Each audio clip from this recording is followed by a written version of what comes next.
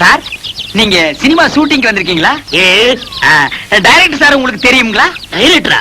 அவன் என் தம்பிதான். ஓ, டைரக்டர் உங்க தம்பிங்களா? ரொம்ப நல்லதா போச்சு. சார், உங்க டைரக்டர் தம்பி கிட்ட சொல்லி சினிமாவில் நான் நடிக்க ஒரு வேஷம் வாங்கி கொடுங்க சார். ஏயா நடிக்கிறது அவ்வளவு சாதாரண போச்சா?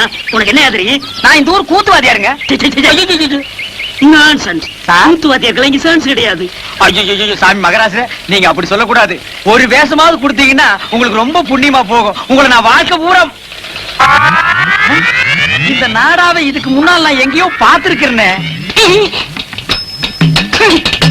எலிச்சத்த நாத்தம். இந்த நாத்தத்தை நான் ரொம்ப நாளா அனுபவிச்சிருக்கிறேன்.